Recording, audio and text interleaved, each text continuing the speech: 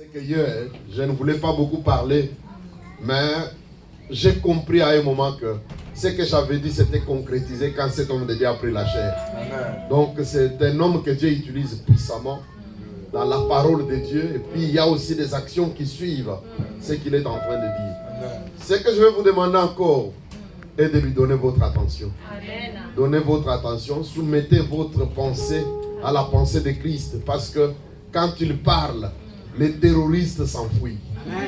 Quand Jésus parle, les oppressions, les gens oppressés sont libérés. Saisissez de cette opportunité. Donnez-lui votre attention. Que le Seigneur vous soit favorable. Et nous acclamons très fort pendant qu'il avance à la chair.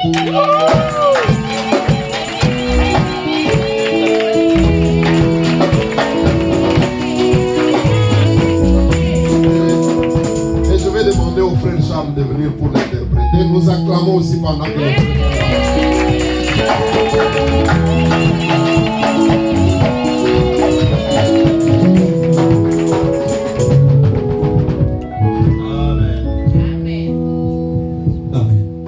Nous glorifions le Seigneur.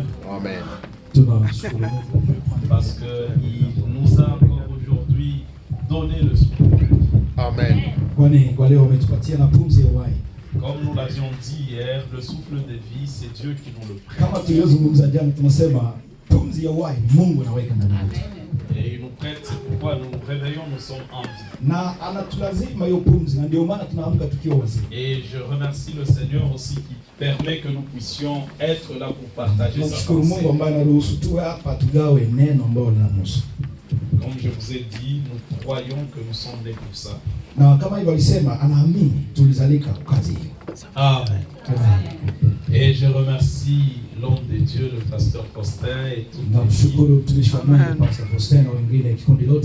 Et l'homme de Dieu, le pasteur Marcel. J'ai beaucoup de respect pour eux. Et je les aime beaucoup. Amen. Moi aussi, pasteur. On vous aime beaucoup. Amen. Amen. Et nous vous remercions aussi vous tous qui êtes là. Alors nous allons continuer, continuer ce que nous avions commencé hier. Et nous savons que le thème de ces temps de partage, Christ, source de restauration et de vie.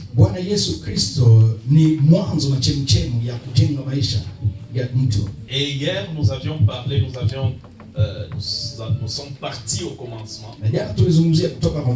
pour comprendre la notion de la source. Pour dire ceci, Dieu, pour créer ce qui est vivant, ou ce qui a la vie, il avait utilisé un principe que nous avions dit, le principe de la source. Tout ce qui a la vie doit avoir une source. Amen.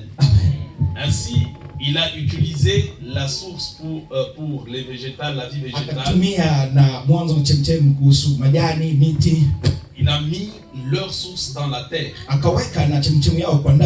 C'est parce qu'il a donné ordre à la terre de donner naissance à Et nous avions parlé aussi de l'homme. Arrivé à la création de l'homme, Dieu a parlé à Dieu. En fait, c'est très profond cette partie-là. Dans l'hébreu, on dit Elohim. Et Elohim, c'est le pluriel de Dieu en hébreu. Alléluia. Le singulier, c'est Eloah. Mais quand on arrive à la création, on utilise le terme Elohim, les dieux. Amen. En d'autres termes, quand Dieu parlait, c'est pourquoi quand il parlait, il dit, Dieu dit, ou Elohim dit, Créons. Quand il est seul, il ne peut pas dire créons quand on est seul. Il dira, je fais. Fais l'homme à ton image. Mais il dit créons parce que il y avait le Fils et le Père en Dieu. Et ils disent créons l'homme afin que l'homme ait pour source Dieu. La divinité doit devenir la source de l'humanité. Et nous avons parlé de toutes ces choses. Aujourd'hui, j'aimerais qu'on puisse parler de certaines choses. Et dans ma pensée, je veux juste révolutionner quelqu'un. Amen. Je veux juste révolutionner un chrétien. Alors, quand Jésus est venu, il nous a reconnectés. Il est venu comme la source pour que l'humanité se reconnecte. Parce qu'avec la chute d'Adam, l'homme a été déconnecté de sa source, qui est Dieu. Et Jésus venant dans le monde, Jésus était la source de la vie humaine, la vie céleste. Et Jésus entrant dans le monde, la Bible dit, il a réconcilié l'homme avec Dieu. Donc il a reconnecté l'homme à sa source qui est Dieu. Et à partir de ce temps, sur le plan spirituel, le monde n'est plus resté le même. Savez-vous que le jour où Jésus était à la croix, il est mort et il est ressuscité, le monde spirituel n'est pas resté le même. Amen. Et plus jamais le monde spirituel n'est resté le même. Parce que ce que Christ a fait à la croix, d'ailleurs, on parlera de ça davantage dans 2 semaines. C'est que Christ a fait à la croix. Mais ça a changé l'hiérarchie spirituelle. La structure du monde spirituel a changé. Et c'est pourquoi j'aime dire ceci. Vous savez que c'est que ça coûtait à Dieu pour créer pour créer pour faire la création était infiniment petit que c'est que ça coûtait à Dieu de donner. Je reprends. Ça coûtait beaucoup à Dieu de donner Christ que de créer tout ce qu'il a créé. Amen. Amen. Et donc quand Jésus est venu, l'homme s'est reconnecté. C'est lui qui croit. Il se reconnecte à Christ, à la vie de Dieu. Maintenant, aujourd'hui, j'aimerais qu'on voie quelques conséquences. Normal, les conséquences, en fait, oui, qui font que, en fait, les conséquences qui nous différencient, nous qui sommes connectés à Christ, avec ceux-là qui ne sont pas connectés avec Christ. Avant que je parle de ça, je dirais ceci. Peuple de Dieu, moi, à un moment donné, j'ai commencé à me poser des questions existentielles. Ok, je suis chrétien. En quoi je suis différent d'un païen? Parce que si on est chrétien et qu'on vit tout ce qu'un païen vit, c'est pas normal. Quand on est chrétien, on est reconnecté à la vie de Dieu. Qu'est-ce qui se passe? La première chose, c'est que Dieu prend la vie divine, il nous communique cette vie divine. Et cette vie divine, ça s'appelle la vie éternelle. On peut déjà lire le premier passage, 1 Jean 5, 12.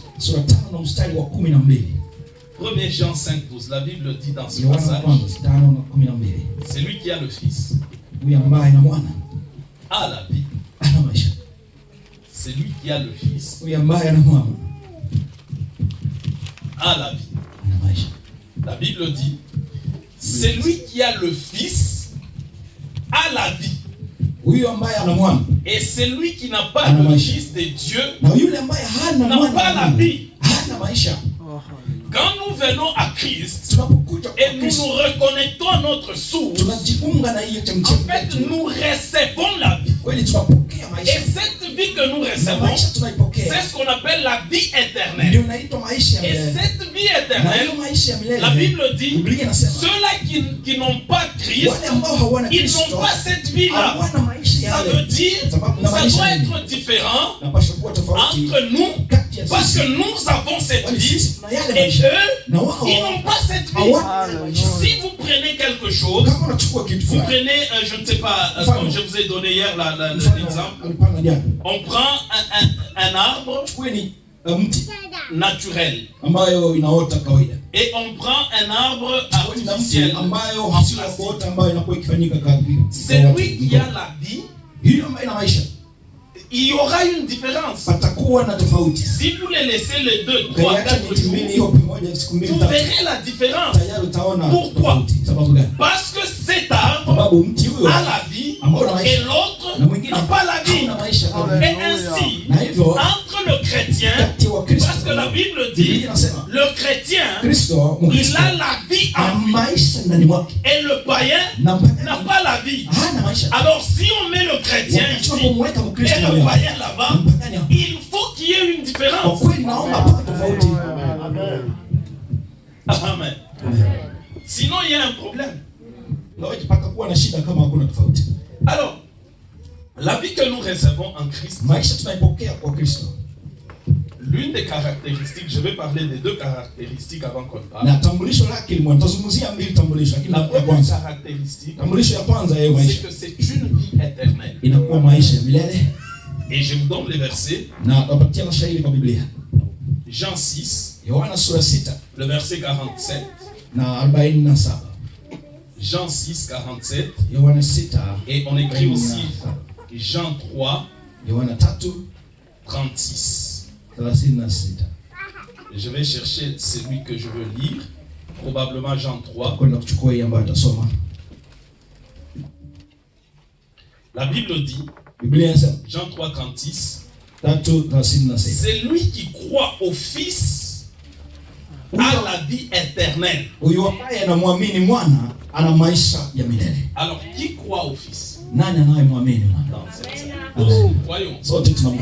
Alors, c'est que tu as en toi, tu as la vie éternelle. En d'autres termes, la vie qui anime ton esprit, ça s'appelle la vie éternelle. Et dans le grec, ça s'appelle le Zoé. La vie éternelle, c'est la vie même de Dieu. Quand Jésus est venu sur la terre, qu'est-ce qu'il a fait? En fait, il est venu répandre la vie du ciel dans l'humanité. Et l'homme qui reçoit Jésus, il reçoit la vie céleste et la vie de la divinité dans le corps de l'humanité. Et dans l'esprit des chrétiens, chaque chrétien, un véritable chrétien, il a la vie éternelle. Et cette vie éternelle, ce n'est pas différent de la vie qui animait l'esprit de Jésus quand il vivait sur terre. C'est exactement la même vie que Jésus a mis dans chaque vie. Amen. Et cette vie éternelle, l'une des particularités, c'est que je vais parler, je vais survoler cela. c'est que, vous savez qu'à un moment donné, Dieu va mettre fin au cadre de la vie de l'homme sur terre. Il va, à un temps donné, que le temps que Dieu a fixé, il arrêtera le système du monde. Maintenant, quand il va arrêter et mettre fin à ce système, ceux-là qui ont la vie de Dieu, c'est ceux-là qui pourront traverser cette ligne que Dieu a mise. Mais ceux-là qui n'ont pas la vie éternelle, ils finiront en enfer. Amen. Amen. Et c'est pourquoi j'aime dire ceci aux enfants de Dieu et aux chrétiens. Vous savez, si tu as ton enfant et qu'il n'a pas Jésus, c'est-à-dire cet enfant-là, quand Jésus va revenir, malgré tout ce que tu as investi, s'il n'a pas la vie éternelle, il ira en enfer. Mais seuls ceux qui ont la vie éternelle, qui se sont reconnectés à la source, parce que nous nous sommes reconnectés à la source, quand tout va s'arrêter, notre source étant intarissable, ne s'arrêtera pas. Nous irons passer l'éternité avec Dieu. Et c'est ça l'une des particularités de la vie éternelle. C'est que la fin arrivera pour le système du monde. Mais quand la fin arrivera, nous irons passer avec Dieu l'éternité. Et la Bible dit, nous ne vivrons pas un siècle avec Dieu, mais nous vivrons au siècle de siècles. Les siècles passent, les siècles se succèdent, et nous sommes toujours vivants auprès de Dieu. Ça, c'est la particularité de cette vie sur la terre. C'est pourquoi, peuple de Dieu, j'aime dire aux chrétiens et surtout aux païens, tu peux vivre sur cette terre 90 ans. Mais où est-ce que tu passeras l'éternité? L'éternité, l'homme ne peut passer l'éternité avec Dieu que s'il avait connecté sa vie à l'éternité et s'il a reçu la vie éternelle, et il vivra éternellement. Amen. Amen. Et si nous lisons dans Apocalypse 22, 5, 23, 5, je passe à une autre particularité de cette vie. En toi réside la vie éternelle. La vie éternelle, ce n'est pas qu'elle va venir, elle est en toi. Tel que tu es là, dans ton esprit, si tu es véritablement chrétien, il y a déjà la vie éternelle. La Bible dit, ça, la Bible nous parle de quand nous partirons. J'attends ce jour-là. Amen. Alléluia. J'ai hâte que ça arrive. Et je disais dans une église à Ottawa, le comble, c'est que les chrétiens, vous savez, qui ne savent même pas comment Jésus va revenir. Ils ne savent même pas. Et je vous promets qu'au temps où Dieu le permettra, on parlera de comment Jésus va venir. Ce sera un jour où nous allons voir Christ revenu sur la terre. Et la Bible dit, tout homme, tout œil le verra revenir. Et quand il reviendra, il s'arrêtera dans les nuits. Maintenant, seuls les gens qui ont été connectés à lui, qui ont été branchés à la source, ils auront, parce que cette vie qui est dans notre esprit va s'activer. Et cette nuit fera que nous soyons attirés par notre source. Et littéralement, nous allons commencer à monter et nous allons rejoindre la source. Et nous nous reconnecterons à la source. Et nous serons avec Dieu. Et la Bible dit que ça sera pour toujours. L'éternité en éternité. On restera avec lui. Et la Bible dit dans Apocalypse 22. Et on peut lire à partir du verset 3. Il n'y aura plus d'anathème. Le trône de Dieu et de l'agneau sera dans la ville. Ses serviteurs le serviront. Oui, le serviront et verront sa face. Et son nom sera sur leur front. Il n'y aura plus de nuit. Ils n'auront besoin ni de lampes ni de lumière. Parce que le Seigneur Dieu les éclairera. Et ils régneront. Et ils régneront au siècle des siècles. La Bible dit ceci. Remarquez bien, la Bible ne dit pas ils vivront. La Bible dit ils régneront. En fait, la nature de la vie qui est à nous, c'est la nature des règnes. C'est la nature de quelqu'un qui règne. Ainsi, quand nous serons débarrassés de ce corps, la vie Zoé va se manifester dans sa pure nature, qui est la nature des régniers. Et la Bible dit, nous régnerons.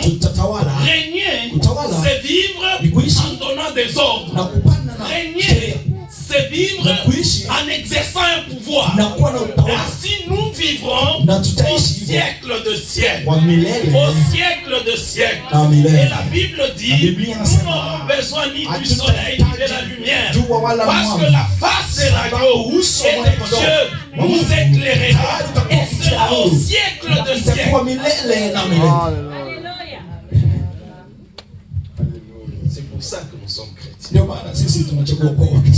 C'est pour avoir la vie Zoé. Ça sur l'éternité. Amen. Amen. Alors ça c'est la première particularité de cette vie qui est à nous, qui s'appelle la vie éternelle.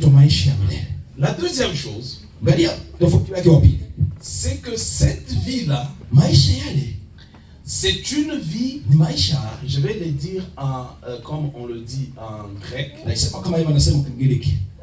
c'est une vie de Christos. Alors, on le prend dans Jean 10. La Bible dit que l'ennemi ne vient que pour détruire, dérober. Mais moi, je suis venu pour que les brebis aient la vie et la vie abondante. Pour la vie en abondance. J'ai essayé de comprendre cela.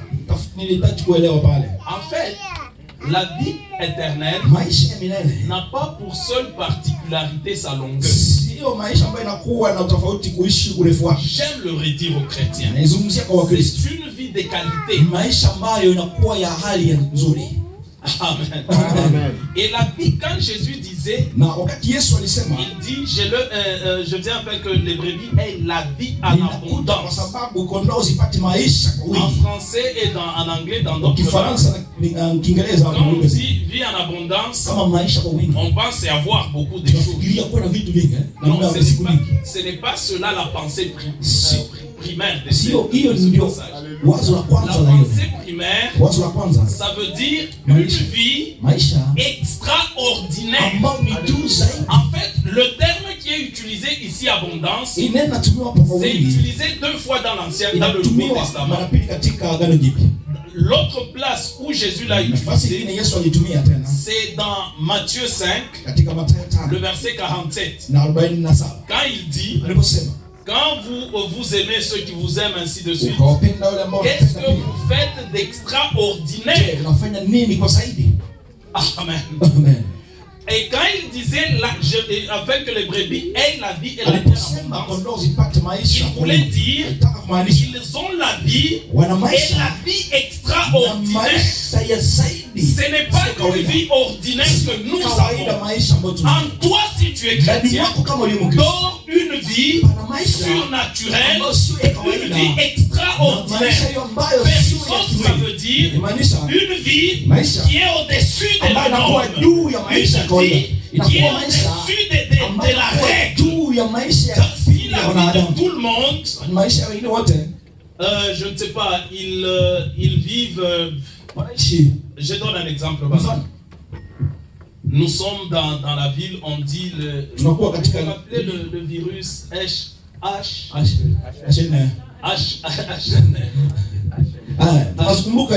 Ok. Si ce virus se répand sur tout le monde. Mais celui qui a la vie périssos, il a le pouvoir de vivre au-dessus de la norme. Bon, ça touche tout le monde, mais moi j'ai la vie périssos à moi. En fait, ce qui touche tout le monde ne peut pas me toucher moi aussi. Parce que moi, j'ai un autre type de vie à moi. Quand on devient chrétien, on a deux vies en nous. Il y a la vie périssos que nous recevons de Christ. Et il y a la vie biologique et naturelle que nous avons reçue de nos parents. C'est pourquoi Jésus a dit à Nicodème, ce qui est né de la chair est chair. Et ce qui est né de l'esprit est d'esprit. En fait, en nous, il y a ce qui est né de la chair, qui a une vie de la chair. Et il y a ce qui est né de Dieu, qui a une vie spirituelle. Mais le problème de nous les chrétiens, nous fonctionnons très souvent avec notre vie biologique. Amen. Vous savez, dans ma petite expérience, à chaque moment que je m'étais révolté pour dire assez c'est assez. Je peux utiliser la vie qui est à moi, la vie surnaturelle qui est avec certaines choses. J'ai vu Dieu agir. Un jour, j'aime beaucoup cet exemple parce que je rencontre une dame. Elle me dit ceci: j'ai conçu, j'attends famille. Mais seulement, il y a un problème. C'est que avant cette grossesse, j'avais encore conçu et je me suis chicané avec ma belle-mère. Et ma belle-mère m'a dit: tu sais ce que tu portes dans ton ventre? C'est de l'air, le vent. Et après quelques semaines, j'ai fait une fausse couche. Alors, là, quand elle me parlait, elle était quasiment en train de trembler. J'ai dit, alors, elle dit, bon, maintenant, là, j'ai encore conçu. Et je me suis chicané encore avec la belle-mère. Mais là, elle vient de me dire encore, ce qui est dans ton ventre, c'est de l'air. Alors, je ne sais pas. Et la femme, elle n'était même pas chrétienne.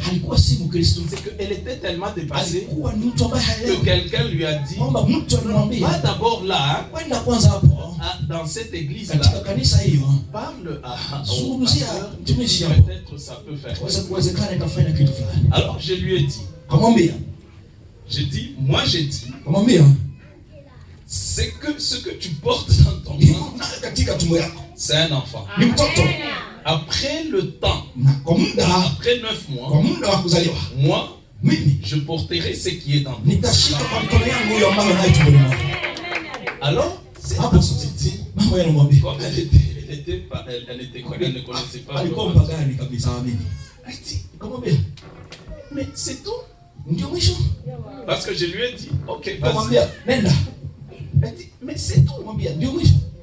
Elle dit, mais il n'y a même pas de ou un mouchoir. J'ai dit, mais non. Ta belle-mère, qu'est-ce qu'elle a fait? Elle t'a donné de l'huile. Elle dit non. Elle t'a donné un mouchoir.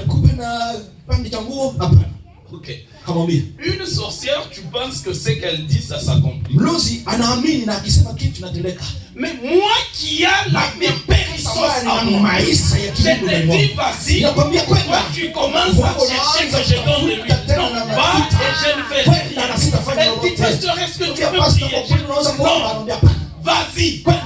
Moi je te dis, parce qu'elle a déclaré. Moi je déclare, sur base de la vie périsseuse qui est et dans la structure de vie. J'ai oublié de le dire. Dans la structure des types de vie, il y a la vie divine, il y a la vie humaine, il y a la vie animale et il y a la vie végétale. Maintenant, quand nous recevons Jésus, nous nous reconnectons à la vie divine. Et ce qui est en nous, dans notre esprit, c'est la vie divine. Alors j'ai dit à cette dame, j'ai dit vas-y. Elle dit ok, bon, je vais. Et vous savez ce qui s'est passé? 6 mois après, elle est venue avec Isaac. Elle a donné d'abord et j'ai pris Isaac. J'ai prié pour Isaac. Mais qu'est-ce qui s'est passé? C'est parce que j'ai cru que dans mon esprit, ce n'est pas réservé à moi. Si tu es chrétien, dans ton esprit, il y a la vie périsseuse. C'est la vie que Jésus est venu donner à nous. Comme je vous ai dit, c'est exactement la vie de Jésus. Il a donné à nous. Et quiconque croit en lui, il reçoit la vie périsseuse. Amen. Comme je vous dis, je peux multiplier des témoignages des moments où j'ai cru profondément. Comme je suis en train de parler, si tu crois réellement à cette vie périsseuse, à la puissance de cette vie de Jésus en toi, il y a des choses qui peuvent se faire. Tu peux interdire des choses et tu peux ordonner des choses. Tu peux parler et les choses peuvent t'écouter. Parce que tu as la vie périsseuse.